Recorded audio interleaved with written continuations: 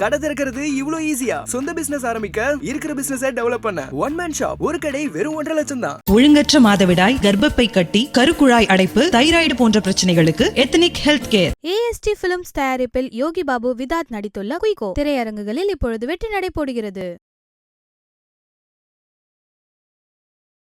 செந்தில் பாலாஜிக்கு ஜாமீன் மறுப்பு அப்படிங்கிற ஒரு பிரேக்கிங் செய்தியோட நம்ம நிகழ்ச்சியை தொடங்க போறோம். சற்று நேரத்துக்கு முன்னாடி தான் வந்துச்சு, மருத்துவ காரணங்களுக்காகலாம் ஜாமீன் கொடுக்க முடியாது. உண்மையிலேயே உங்களுக்கு உடல்நிலை சரியில்லாமல் இருக்க வேண்டும், சரிங்களா? இது பேசிஸ். இங்கே இருக்கக்கூடிய ஊடகங்களுக்காக தான் அந்த செய்தி கொடுத்ததுன்னு நான் நினைக்கிறேன்.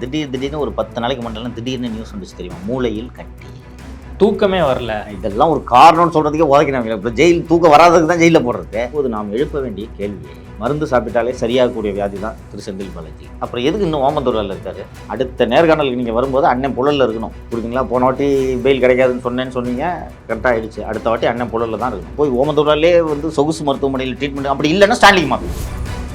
வழக்கறிஞர் தரப்புல ப்ரிப்பரேஷன்ல எதுவும் கோட்டை விட்டுட்டாங்க அப்படின்னு நினைக்கிறேன். மருத்துவ காரணம் இருந்து அதையும் இப்போ நிராகரிக்கப்பட்டுருச்சு உச்ச நீதிமன்றத்தால. இப்போ அடுத்து இவங்க குடும்பத்தினர் என்ன பண்ண போறாங்க? ஒரே வழி, கீழமை நீதிமன்றத்தை அணுகி இவர் இந்த குற்றத்தை செய்யவில்லை என்று வாதிட வேண்டும். பெயில் இப்போதைக்கு கிடைக்கிறதுக்கு வாய்ப்பு இல்லை சார். இந்த மெடிக்கல் கிரவுண்ட்ஸ்னு ஒன்று இருந்துச்சு, அதையும் சுப்ரீம் கோர்ட் போய் முடிச்சு விட்டு வந்துட்டாங்க. இப்போ இடி பயங்கரமா லாக் பண்ணிருச்சு. செந்தில் பாலாஜியை வெளியே வர முடியாது அப்படிங்கிற மாதிரி லாக் பண்ணிருச்சு. செந்தில் பாலாஜிக்கு அடுத்து இது மாதிரி லாக் பண்ணக்கூடிய இடத்துல யாரா இருக்கிறாங்கன்னு நீங்க நினைக்கிறீங்க? அடுத்து என்ன, நேரு, செல்வ செழிப்புள்ள அமைச்சர்களை அமலாக்கத்துறை குறிவைக்கும் என்று எதிர்பார்க்கிறேன். நல்ல ஒரு துறையில் நடக்கக்கூடிய கொள்ளை இது போல எத்தனை துறைகளில் கொள்ளைகள் நடந்து கொண்டிருக்கின்றன. எதுவுமே முதல்வருக்கு தெரியாமல் ஒரு கையாலாகாத முதல்வர் தமிழகத்தில் இருக்கும் காரணத்தால் மணல் கொள்ளை போன்ற விவகாரங்கள் தொடர்ந்து நடைபெற்றுக் கொண்டிருக்கிறது. இல்ல, இப்போ இந்த முதல்வருக்கு தெரியலன்னா இதுக்கு முன்னாடி இருந்த எடப்பாடி பழனிசாமிக்கும் தெரியல. திமுக ஆட்சி வந்தக்கப்புறம் அவங்களை நியமிக்கல, இந்த முறைகேடு நடக்கல. இப்போ ஏற்கனவே இருந்த முதல்வரின் போது இந்த குற்றச்சாட்டு எழுப்பப்பட்டிருக்கு. அப்படி பார்க்கும்போது அந்த முதல்வருக்கு இது பொறுப்பு இருக்கு அப்படிங்கிற மாதிரியும் நம்ம பார்க்கணும். கடந்த 2 ஆண்டுகளாக அதிகமாக மணல் அள்ளப்பட்டிருக்கின்றது தான் இடி விசாரணையில் தெரியுது. இதுக்கு முன்னாடி மணல் இவ்வளோ அள்ளியிருக்காங்கன்ட்டு இடி எங்கேயுமே சொல்லி, நீங்கள் ஏன் இப்போ புதுசாக எடப்பாடி பழனிசாமி உள்ள கொண்டு வரீங்க? துரைமுருகனுக்கும் ஸ்டாலினுக்கு ஏதோ பிரச்சனை. ஏங்க அவங்க 2-3 மாசம் பேசிக்கிறது இல்லைங்க, அது தெரியுமா தெரியாதா? பேசிக்கிறதே இல்லை சார். நான் மிகைப்படுத்தி சொல்லு, மேடையில் சிரிச்சு பேசுறாங்கன்னு நினச்சி நீங்கள் நம்பிக்காதீங்க. அவர்கிட்ட எதுவுமே பேசுறது இல்லை. செய்யும் என்னன்னா மைண்ட்ஸை கேட்டேன், கொடுக்க மாட்டேன்ட்டாரு. வயசுல பெரியவர், இவர்கிட்ட போய் நான் அப்படி சண்டை போட முடியும்? ஐபிசி தமிழ் நேயர்களுக்கு வணக்கம். இன்றைய நேர்காணலில் நம்மோடு இணைந்திருப்பவர் சவுக்கு மீடியாவின் CEO சவுக்கு சங்கர் அவர்கள். வணக்கம் சார். வணக்கம் சர்மா. செந்தில் பாலாஜிக்கு ஜாமீன் மறுப்பு அப்படிங்கிற ஒரு பிரேக்கிங் செய்தியோடு நம்ம நிகழ்ச்சியை தொடங்க போகிறோம். சற்று நேரத்துக்கு முன்னாடி தான் வந்துச்சு, மருத்துவ காரணங்களுக்காகலாம் ஜாமீன் கொடுக்க முடியாது. இயல்பாக அவருக்கு சர்ஜரி நடந்திருக்கு. இவருக்கு மட்டும் இல்லை, பெரும்பாலும் இந்த காலத்தில் எல்லாருக்குமே இந்த மாதிரி சர்ஜரி நடந்துட்டு தான் இருக்குது. இதெல்லாம் காரணம் காட்டி ஜாமீன் கொடுக்க முடியாது அப்படின்னு சொல்லியிருக்காங்க. கடந்த முறை நேர்காணலில் இதை பற்றி பேசணும். கண்டிப்பாக ஜாமீன் கிடைக்காது அப்படின்னு சொன்னீங்க. திரும்ப அதையே நீதிமன்றமும் உறுதிப்படுத்தியிருக்கு. உடல்நிலை சரியில்லை, அதுவும் மருத்துவமனையில் அனுமதித்து சிகிச்சை பெற வேண்டும் என்றால் அதற்காக உண்மையிலேயே உங்களுக்கு உடல்நிலை சரியில்லாமல் இருக்க வேண்டும், சரிங்களா? இது பேசிஸ். இங்கே இருக்கக்கூடிய ஊடகங்களுக்காக தான் அந்த செய்தி கொடுத்ததுன்னு நான் நினைக்கிறேன். திடீர்னு ஒரு 10 நாளைக்கு முன்னாடி திடீர்னு நியூஸ் வந்துச்சு தெரியுமா? மூளையில் கட்டி, தூக்கமே வரல. இதெல்லாம் ஒரு காரணம்னு சொல்கிறதுக்கே உதைக்கிறாங்க. இப்போ ஜெயில் தூக்கம் வராததுக்கு தான் ஜெயிலில் போடுறது. ஒரு நல்ல மயிலிறகள் செய்யப்பட்ட ஒரு பஞ்சனை கொடுத்து பக்கத்தில் அந்த காலத்தில் ராஜா பட்டெல்லாம் விசிறி விடுவாங்க தெரியுமா? 2 பேர் இது மொத்தம் சாமரம் வீசுவது, அது மாதிரி வீசி விட சொல்லாமா? புழலில் தூக்கம் அப்போ வருதான்னு பார்க்கலாமா?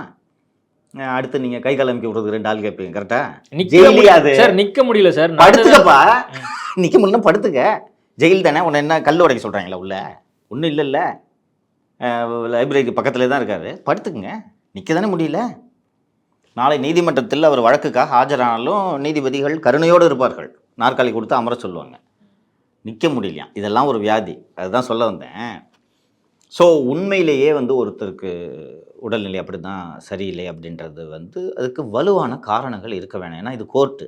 சங்கரையும் சர்மாவையும் நம்ப வச்சிடலாம் இல்லைங்க. பாருங்க, பார்த்தீங்கன்னா டயர்டாக இருக்கிறது பாருங்க. அவருக்கு நம்ம 2 பேர் மட்டும் இல்லை, மக்களும் நம்பிக்குவாங்க சர்மா, மக்களும் நம்பிக்குவாங்க. கோர்ட்டு, அதுவும் சுப்ரீம் கோர்ட்டு இது போல் எத்தனை வழக்குகளை பார்க்கும். எளிதாக கேட்குறேன், ஜெயிலில் இருக்க இன்னைக்கு அத்தனை பேரும் இதை செய்வாங்களா செய்ய மாட்டாங்களா சர்மா? நிச்சயமாக செய்வாங்க. அப்போது உச்சநீதிமன்றம் என்றால் இந்தியாவில் இது போல் எத்தனை வழக்குகளை அவர்கள் பார்த்துருப்பார்கள். அதனால தான் நான் சொன்னேன். ஆனால் நீங்கள் இந்த சீக்வன்ஸையும் ஜட்ஜஸ் பார்ப்பாங்கல்ல. அரெஸ்ட் ஆகிறாரு, அரெஸ்ட் ஆன உடனே ஓமந்தூரார் போகிறாரு, அங்கிருந்து காவேரி செல்கிறார். காவேரியில் அவருக்கு பைபாஸ் நடைபெறுகிறது. அதற்கு பிறகு அவர் சிறைக்கு போயிட்டார். 2 மாதம் 3 மாதம் எந்த மூமெண்ட்டும் இல்லை. அவர் பைனாப்பிள் கேசரி சாப்பிட்டார் என்பதை தவிர வேறு எந்த நியூஸும் வெளியில் வரல. அதற்கு பிறகு திடீரென்று ஒரு நாள் ஸ்டான்லி மருத்துவமனைக்கு செல்கிறார். ஸ்டான்லி மருத்துவமனையில் 13 நிபுணர்கள் கொண்ட குழு அமைக்கப்பட்டு உடம்புக்கு ஒன்றும் இல்லைன்னு சொல்லி திருப்பி அனுப்பிச்சிட்டாங்க. ஒரு வாரம் போச்சா, ஒரு வாரம் போனோடனே திருப்பி ஸ்டான்லி மருத்துவமனைக்கு வராரு. ஸ்டான்லி மருத்துவமனையும் திருப்பி சோதனைகள்லாம் செய்கிறாங்க. செஞ்சு முடிச்சுட்டு இது செட் ஆகுதுன்னு சொல்லிட்டு திருப்பி ஓமந்தூராருக்கு அனுப்புகிறாங்க. ஓமந்தூராருக்கு இவருக்கு சென்றதிலிருந்து தான் இந்த செய்திகள். மனச்சோர்வு, தூக்கமின்மை, மூளையில் கட்டி, கால் மரத்து போகுது, பக்கவாதம், இன்னொன்று சொல்லிட்டாங்க பாருங்க. அங்கே போன உடனே இன்று மாண்புமிகு நீதிபதி திருமதி பீலா திரிவேதின்னு நினைக்கிறேன், ஜஸ்டிஸ் அவங்க தான் சீனியர் ஜட்ஜுன்னு நினைக்கிறேன். பார்த்துட்டு கூகுளில் பார்த்தேன், இது மருந்து சாப்பிட்டாலே சரியாயிடுமே, முடிச்சிட்டாங்களா?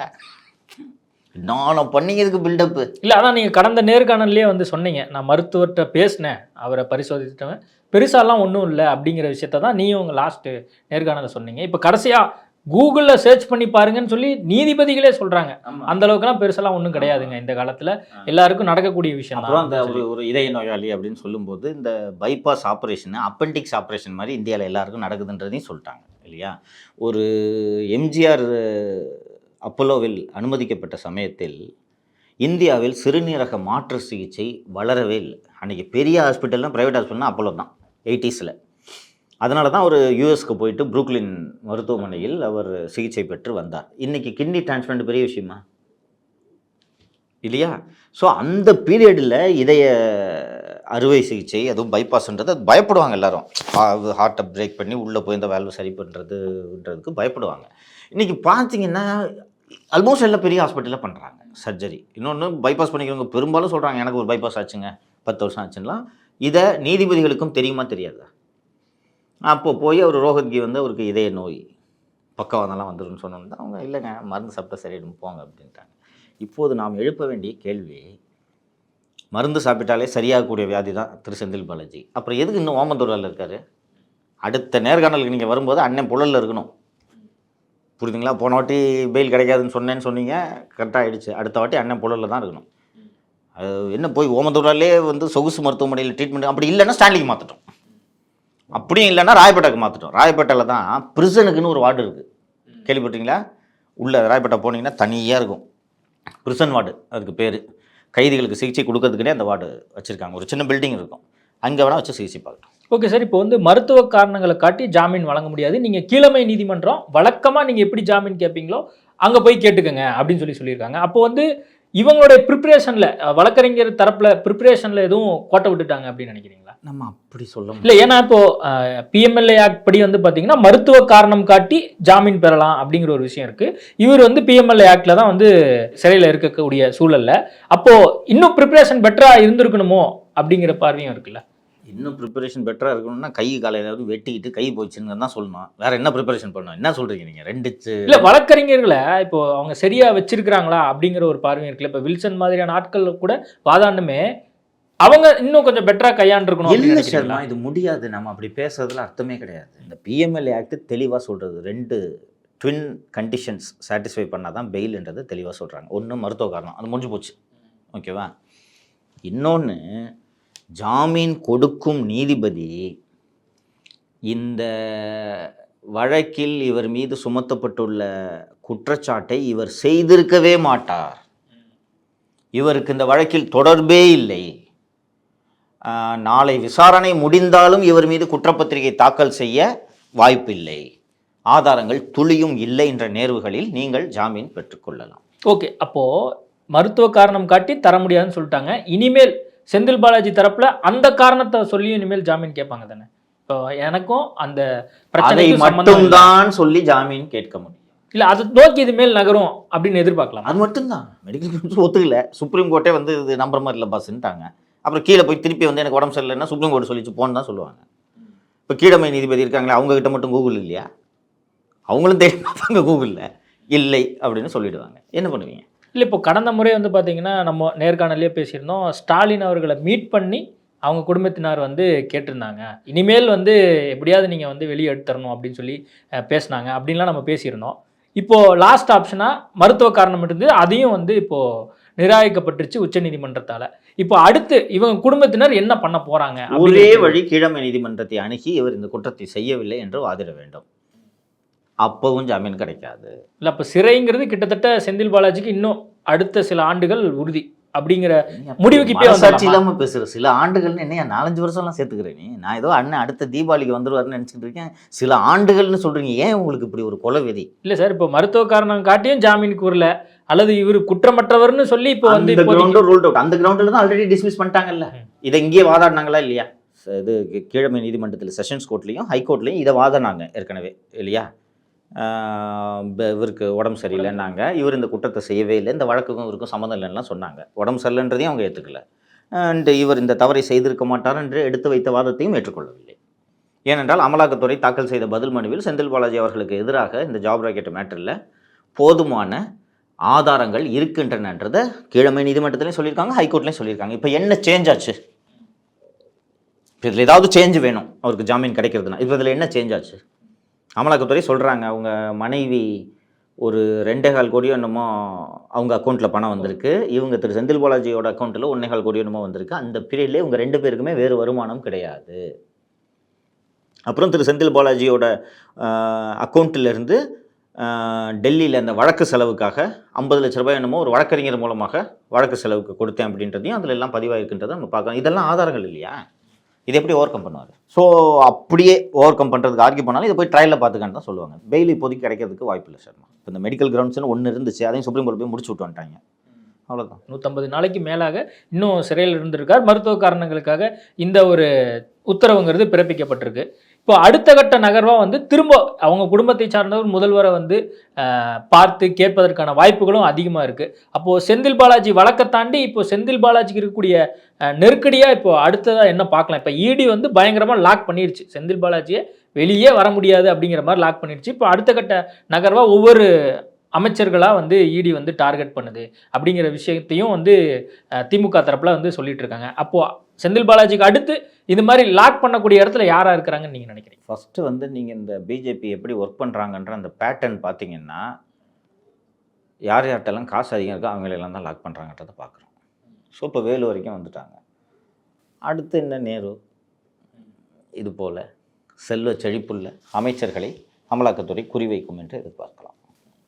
அமலாக்கத்துறை அல்லது சென்ட்ரல் கவர்மெண்ட் ஏஜென்சிஸ். ஓகே, இப்போ அமலாக்கத்துறை சார்பாக இன்றைக்கி வந்து பார்த்திங்கன்னா அந்த கலெக்டர்களுக்கெல்லாம் வந்து சம்மன் அமைச்சிருந்தாங்க. அது தொடர்பான அப்டேட்டும் வந்திருக்கு, அதையும் நம்ம சேர்த்து பேசிடுவோம். இப்போது அதில் வந்து பார்த்திங்கன்னா இப்போது ஈடிக்கு இது ஒரு பின்னடைவாக தான் பார்க்கப்படுகிறது அப்படிங்கிற ஒரு விஷயமும் இருக்கு இல்லையா? பிஎம்எல்ஏ ஆக்ட் படி வந்து அவங்க உள்ளே வர முடியாது அப்படிங்கிற ஒரு சூழல் இருக்கும்போது இவங்க எப்படி சம்மன் கேட்கலாம் அப்படிங்கிற விஷயத்த வந்து நீதிபதிகளே வந்து கேட்டிருக்கிறாங்க. இந்த உத்தரவை நான் இன்னும் பார்க்கவில்லை. இந்த உத்தரவு வந்துவிடும். நிச்சயமாக அமலாக்கத்துறை இதை எதிர்த்து மேல்முறையீடு செய்ய போகிறது. அண்டு கலெக்டருக்கு கொடுத்த சம்மனுக்கு தான் தடை விதிக்கப்பட்டிருக்கிறதே ஒழிய மணல் விசாரணைக்கு தடை விதிக்கப்படவில்லை. ஸோ கலெக்டர்ஸ்க்கு இஷ்யூ பண்ண சம்மனை ஸ்டே பண்ணிட்டாங்க. வாட்டர் ரிசோர்ஸஸ் செக்ரட்டரி சந்தீப் சக்சேனாவுக்கு சம்மன் பண்ணால், துரைமுருகனுக்கு சம்மன் பண்ணால், ஃபஸ்ட்டு இவங்க இடி இப்போ தானே கரிகாலன் ராமச்சந்திர ரத்னத்துக்கே சம்மன் அனுப்பிச்சிருக்காங்க. ஸோ மற்றவர்களை அழைத்து தேவைப்பட்டால் கைது செய்ய வேண்டியதுதான். கலெக்டர் சம்மன் ஸ்டேட், அவ்வளோதான். ஆனால் மற்றவங்களெல்லாம் விசாரிக்கலாம் அப்படி, அதுக்கு தடை இல்லைன்னு ஸ்பெசிஃபிக்காக சொல்லியிருக்காங்க. நான் இன்னும் ஆர்டர் காப்பி பார்க்கல, பட் விசாரணைக்கு தடை இல்லை, இந்த சம்மனுக்கு தடை. ஆனாலும் அவர்கள் இடி கேட்ட விவரங்களை கொடுக்கணும் அப்படின்னு சொல்லியிருக்காங்க. விசாரணை தொடர்ந்து நடைபெறும், அதில் ஒன்றும் சந்தேகம் வேண்டாம். ஓகே சார், இன்னொரு விஷயம், இப்போ இந்த மணல் கடத்தல் விவகாரம் தொடர்பாக தான் வந்து கடந்த ஒரு வாரமாக பேசிகிட்டு இருக்கோம். இப்போ ஐஏஎஸ் அதிகாரிகளுக்குமே அந்த கலெக்டர்களுக்குமே வந்து பார்த்திங்கன்னா அது தொடர்பாக தான் சம்மன் அனுப்பப்பட்டது. இந்த மணல் கடத்தல், இந்த முறைகேடாக வந்து மணல் குவாரி நடக்குது அப்படிங்கிற ஒரு விஷயம் இருக்கு இல்லையா? அந்த இது எப்படி சிஸ்டமேட்டிக்காக இயங்குறதா நீங்கள் பார்க்குறீங்க? இப்போது தொடர்ந்து இந்த முறைகேடுகளாக இருக்கட்டும் அல்லது அது அளவுக்கு அதிகமாக வந்து மணல் எடுக்கிறதா இருக்கட்டும், இது எப்படி இயங்குறதா நீங்கள் பார்க்குறீங்க? எப்படி இயங்குதுன்னா, இது போல் இன்னும் ஏகப்பட்ட இயக்கங்கள் நடைபெறும். தலைமை சரியாக இருந்தால் எல்லாமே ஒழுங்காக நடைபெறும். சிஎம்க்கு என்ன நடக்குதுன்னு தெரில. யார் எங்கே தப்பு பண்ணுறா, எவ்வளோ காசு வாங்குறாங்க, எங்கே மணல் அள்ளுறாங்க, என்ன நடக்குதுன்னு எதுவுமே தெரில. இங்கே மற்றவர்கள் தனிநபர்கள் ஊழல் செய்யவில்லை, ஒரு அரசாங்கமே இந்த ஊழலை செய்திருக்கிறது. இது எதுவுமே முதல்வருக்கு தெரியாமல் இருந்து கொண்டிருக்கிறது. மணலில் ஒரு துறையில் நடக்கக்கூடிய கொள்ளை இது போல் எத்தனை துறைகளில் கொள்ளைகள் நடந்து கொண்டிருக்கின்றன. இது எதுவுமே முதல்வருக்கு தெரியாமல் ஒரு கையாலாகாத முதல்வர் தமிழகத்தில் இருக்கும் காரணத்தால் மணல் கொள்ளை போன்ற விவகாரங்கள் தொடர்ந்து நடைபெற்று கொண்டிருக்கின்றன. இல்லை இப்போ இந்த முதல்வருக்கு தெரியலன்னா அப்போ இதுக்கு முன்னாடி இருந்த எடப்பாடி பழனிசாமிக்கும் தெரியல அப்படிங்கிற ஒரு அர்த்தம் வருது இல்லை. ஏன்னா இது வந்து தொடர்ந்து இப்போ அதிகாரிகள் திமுக ஆட்சி வந்தக்கப்புறம் அவங்கள நியமிக்கல, இந்த முறைகேடு நடக்கல. இப்போ ஏற்கனவே இருந்த முதல்வரின் போது இந்த குற்றச்சாட்டு எழுப்பப்பட்டிருக்கு. அப்படி பார்க்கும்போது அந்த முதல்வருக்கு இது பொறுப்பு இருக்கு அப்படிங்கிற மாதிரியும் நம்ம பார்க்கணும்ல. கடந்த 2 ஆண்டுகளாக அதிகமாக மணல் அள்ளப்பட்டிருக்கின்றது தான் இடி விசாரணையில் தெரியுது. இதுக்கு முன்னாடி மணல் இவ்வளோ அள்ளியிருக்காங்கன்ட்டு இடி எங்கேயுமே சொல்லி நீங்கள் ஏன் இப்போ புதுசாக எடப்பாடி பழனிசாமி உள்ளே கொண்டு வர்றீங்க சொல்லுங்கள். இல்லை கிட்டத்தட்ட ஒரு 20-25 வருஷமா மணல் கொள்ளைங்கிறது தமிழ்நாட்டில் நடக்குது யார் சொன்னாங்க? அப்படிங்கிறது எல்லாத்துக்குமே தெரியும் தானே. உங்களுக்கு தெரியும்னு சொல்லுங்கள். எல்லா காலத்திலையும் மணல் கூடுதலாக அள்ளப்படுகிறதுன்றதுல சந்தேகம் கிடையாது. ஆனால் 2 ஆண்டுகளாக நடக்கும் கொள்ளை போல இதுவரை நடந்ததில்லை. அதனால் இப்போ விசாரணைக்கு உள்ளாகி இருப்பது 2 ஆண்டுகளில் நடந்த கொள்ளை. சிம்பிளாக சொல்கிறேன், திமுக கவர்மெண்ட்டில் அள்ளின மணல் தான் விசாரிக்கிறாங்க. அதை பற்றி தான் பேசணும். இதுக்கு முன்னாடி கொள்ளையடிச்சிருக்காங்கன்னா அதுக்கு தனியாக விசாரணை நடைபெறட்டும். அதுபோல் குற்றச்சாட்டுகள் எதுவும் வரவே இல்லையே. அதிமுக ஆட்சி காலத்தில் இந்த மாதிரி 10 டயர் டிப்பர் லாரி போட்டு ஒரு நாளைக்கு 1100 லோடு அள்ளினாங்கன்ட்டு குற்றச்சாட்டு வந்ததா சொல்லுங்கள்? வந்துச்சா? அப்புறம் எதுக்கு இப்போ நீங்கள் திமுக கவர்மெண்ட்டை பற்றி மணல் விசாரணை பற்றி பேசிகிட்டு இருக்கும்போது எடப்பாடி பழனிசாமி தானே இதுக்கு உடந்தைன்றீங்க? அவர் பீரியடில் அள்ளி இந்த மாதிரி மாட்டினார்னா அவரும் தான் உடந்த, அவர் தான் முழு பொறுப்பு. இன்னும் சொல்ல போனால் அவர் தானே சிஎம். இல்லை இப்போ சிஎம்க்கு எதுவுமே தெரியல அப்படின்னு சொல்லும்போது அப்போது ஏற்கனவே அதே அதிகாரி தான் இருந்திருப்பாங்க, அதே சில கலெக்டர் தான் வந்து அப்பயும் வேற ஒரு இடத்துல இருந்திருப்பாங்க. அப்படிங்கும்போது இயல்பான ஒரு சந்தேகமும் வரும்ல. அதெல்லாம் நியாயம். இந்த கவர்மெண்ட்டில் தான் இவ்வளவு கொள்ளை நடைபெற்றது, திமுக அரசில் தான் இவ்வளவு கொள்ளை. ரிலாக்ஸாக விட்டுருக்குறாங்க. தெரியல, எவன் வேணாலும் சம்பாரிச்சிட்டு போன்னு விட்டுட்டாங்க. ரிலாக்ஸ் எல்லாம் பண்ணல, ஆட்சி நடத்தவே தெரியல. தெரிஞ்சால் தானே உங்களுக்கு இதெல்லாம் பண்ணுவீங்க.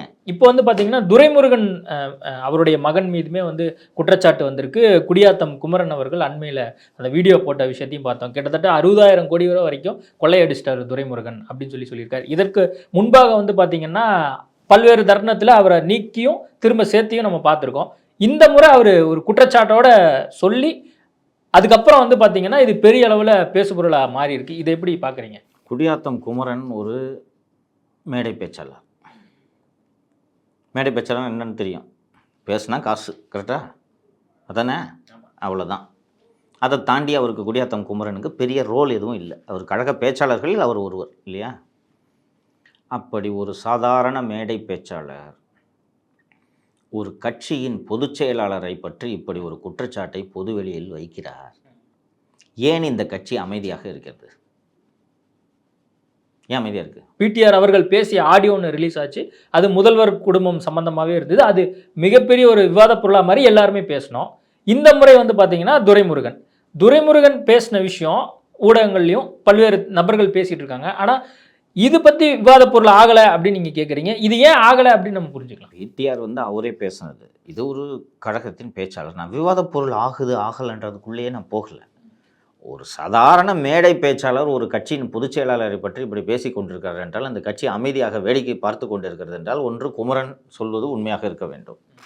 அப்படி இல்லை என்றால் குமரன் மீது நடவடிக்கை எடுக்கக்கூட இந்த கட்சி தலைமைக்கு துணிவில்லை. இந்த விஷயத்துக்கெல்லாம் குமரன் பேசுனதுக்கெல்லாம் கட்சியை விட்டு நிரந்தரமாக நீக்கணுமா வேணாமா சொல்லுங்கள்? பொதுச் செயலாளருங்க அவர்.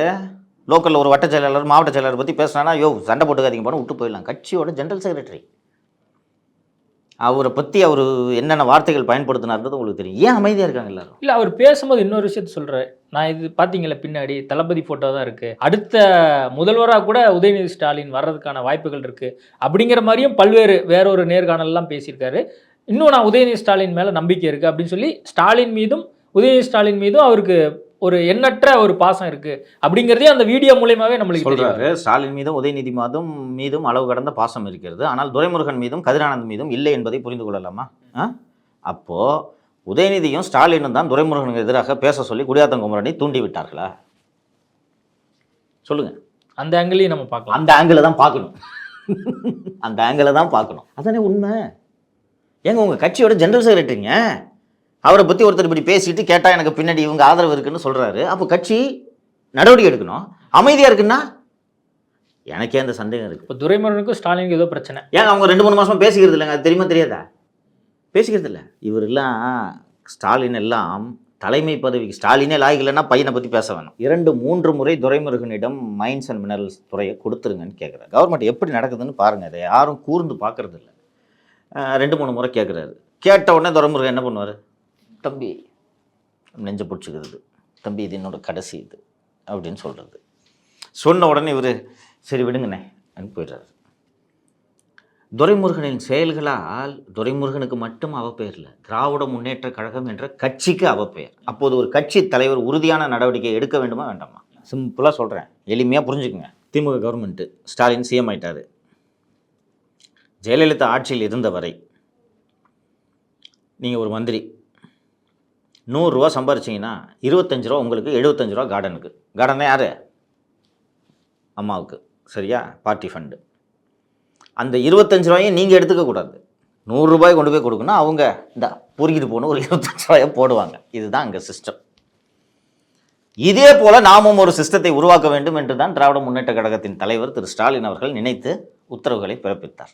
ஜெயலலிதா ஒரு அயன் லேடினா என்ன பயப்படுவாங்க பார்த்தா, எல்லாரும் சொன்னபடி எல்லாரும் கொடுத்துட்டாங்க. அந்த மாதிரி கொடுக்காமல் நடுவில் வந்து கட்டிங் அடித்ததுனால தான் இந்த வைத்திலிங்கம், பன்னீர்செல்வம், KP முனுசாமிலாம் ஒரு 4 அணி ஒதுக்கி வச்சுருந்தாங்களே. இதெல்லாம் இந்த பண விவகாரம் தொடர்பாக தான். இவரும் திரு ஸ்டாலினும் இது போல் வந்து இந்த மாதிரி ஒரு சிஸ்டம் கொண்டு வரணும்னு ஆரம்பிக்கிறாரு. ஜூனியர் மினிஸ்டர்ஸ் இருக்காங்கல்ல, இந்த மதிவேந்தன், மெய்யநாதன், மனோ தங்கராஜ், இன்னும் இந்த அன்பில் மகேஷ், இது போன்ற ஜூனியர் மினிஸ்டர்ஸ் வாங்கின காசை கரெக்டாக கொடுத்துட்றாங்க. சீனியர்ஸ் இருக்காங்களே, துரைமுருகன், நம்ம எனக்கு நேரு, பொன்முடி, MRK, இவர்களை போன்றவர்கள் வந்து கொடுக்கறதே இல்லை.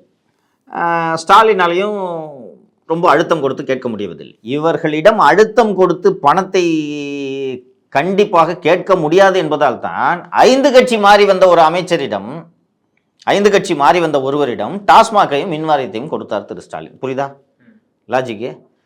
அண்டு பொதுப்பணித்துறை காலங்காலமாக ஒன்றா தானே இருந்துச்சு. பொதுப்பணித்துறையை 2ஆக பிரித்து கேள்விப்பட்டிருக்கீங்களா? இந்த முறை பிரித்தார்கள். பார்த்தோம் நாம். ஏன் 2ஆக பிரித்தாங்க? வேலு கரெக்டாக கணக்கு கொடுப்பாரு, துரைமுருகன்ட்ட வாங்க முடியாது அப்படின்றதுக்காக தான். ஸோ இப்போ இந்த சீனியர்ஸ் கிட்ட பெருசாக வசூல் பண்ண முடியறதில்லை. ஸோ ஸ்டாலின் இதில் தான் அந்த செந்தில் பாலாஜி மேட்டர்லாம் சொன்னேன். இப்போது துரைமுருகன் நல்லா அடிக்கிறார். டே 1லேருந்தே ஸ்டார்ட் பண்ணிட்டார். அவர் வந்து எனக்கு மைன்ஸ் அண்ட் மெடல்ஸ் வேணும்னு கேட்டதற்கு காரணமே இதில் துட்டு இருக்குது அப்படின்னு. அதிமுக ஆட்சி காலத்தில் இந்த ஏரிகளுக்கெல்லாம் தூர்வார பணி இருக்குல்ல, துறப்ப பணி, அந்த வேலையெல்லாம் செய்வாங்க. அதை செய்யும்போது தூர்வாரி முடித்த பிறகு அந்த வண்டல் மண் வருதில்ல, அந்த தூர்வாரதில், அதை அந்த கான்ட்ராக்டை அள்ளிட்டு போயிடும் வழக்கமாக. துரைமுருகன் வந்த பிறகு அந்த தூர்வாரும் போது வருதில்ல வண்டல் மண், அதுக்கு துட்டை கொடுன்னு வாங்க ஆரம்பித்தவர் திரு துரைமுருகன். நமக்கு தாங்க இப்போ தெரியுது, நமக்குன்னா பொதுமக்களுக்கு தெரியுது. எனக்கு ஆரம்பத்துலேருந்தே தெரியும் மண்ணில் என்ன நடந்துட்டு இருக்குன்னு. இவ்வளோ சம்பாதிக்கிறான்றது அவங்களுக்கு தெரியும்ல. துரைமுருகன் மட்டும் தனியாக கட்டிங்க போட்டுக்குவார். ஃபேமிலிக்கு வந்து இந்த மணல் குரூப்பு ஃபேமிலிக்கு தனித்தனியாக கொடுக்கதே ஒழிய துரைமுருகன் வாங்கி கட்சி நிதி என்று எதையுமே தருவதில்லை. அண்ட் அவர் துறையில் தான் அதிகமாக இந்த மணல் ஊழல் நடக்குது அப்படின்றதும் தெரியுது. ஏன் துரைமுருகனை உறுதியாக நீக்காமல் இருக்காங்கன்னா, இவங்க தனியாக மணல் வாங்கிட்டு இருக்காங்க குடும்பம்.